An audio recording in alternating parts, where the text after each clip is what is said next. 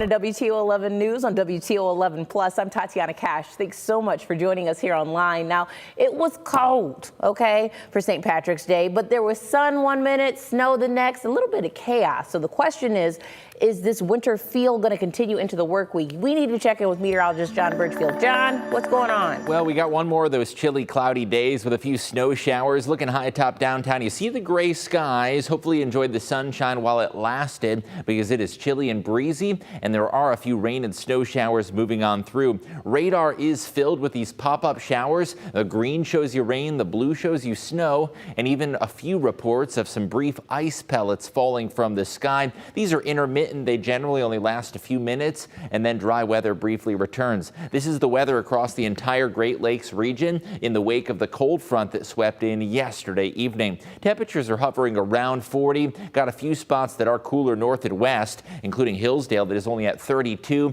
But because we're well above freezing, anything that falls from the sky is not going to accumulate. We got those snow bursts continuing into your Monday afternoon. Visibility may briefly be reduced, but accumulation is not expected. I'll show you when we see the sun again and warm up those temperatures coming up in just a bit. Tatiana. All right, thanks, John.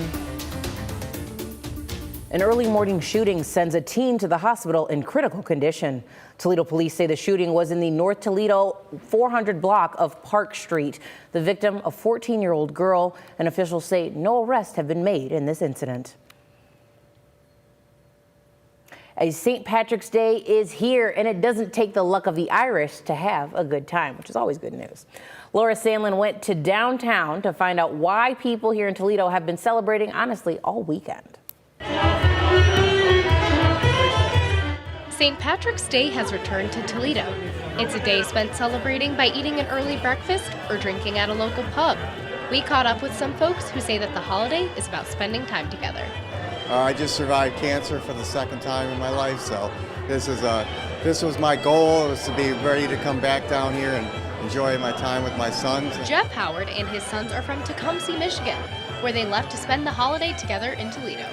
He says that nothing was more important than spending time with his family.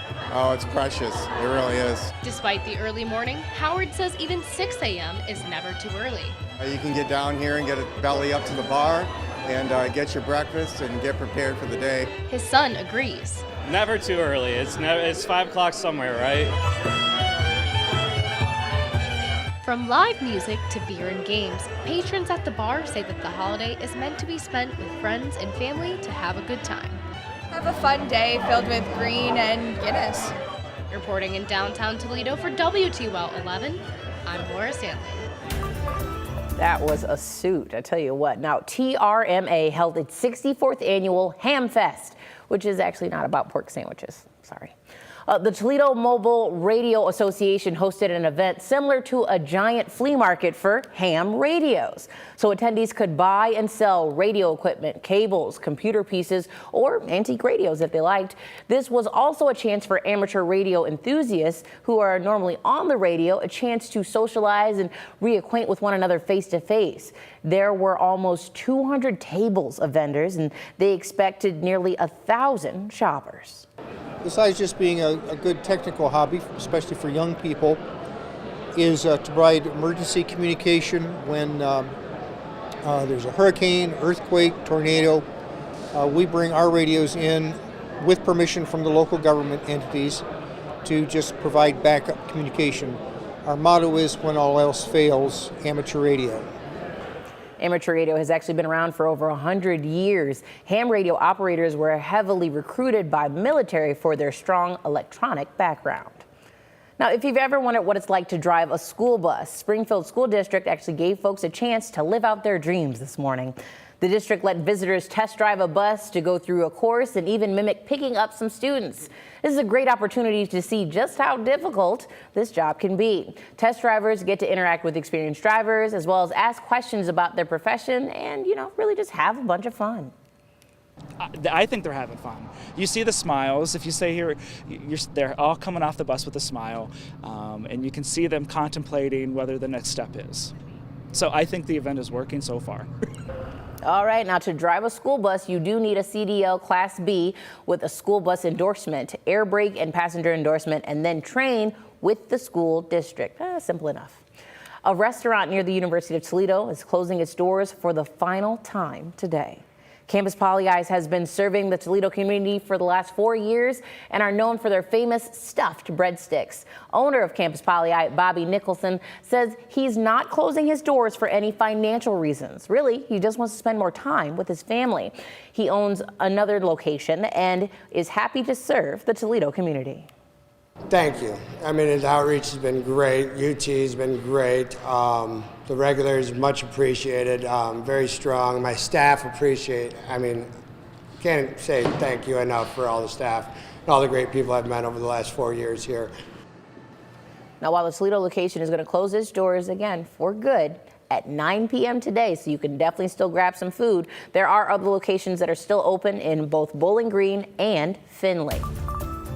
And turning to that forecast, the wintry weather continues into the start of the work week. More of those snow showers that we saw on St. Patrick's Day are going to linger into Monday, mainly during the afternoon hours. Now, as far as the impacts go, the visibility could briefly drop on roadways. Even though there won't be any accumulation, those quicker bursts of snow showers can make it a little bit harder to see when you're out and about driving. There are some rain showers coming down and a few snowflakes mixing in, a bit of that wintry mix that is common this time of year. And you'll notice the freckled appearance on radar. That indicates that we could see a burst of snow 1 minute and dry weather the next. Across the Great Lakes region, in the wake of yesterday's cold front, there are some hit or miss rain and snow showers. Here's that cold front now closer to the Ohio River that is now cleared on off. That front is what brought us the gusty wind and the rain yesterday evening. Now it's just some of those dreary March rain and snow showers, with this cold front bringing some wintry chilly weather across the Midwest and the Mid-Atlantic. Temperature-wise, we're at 40 degrees,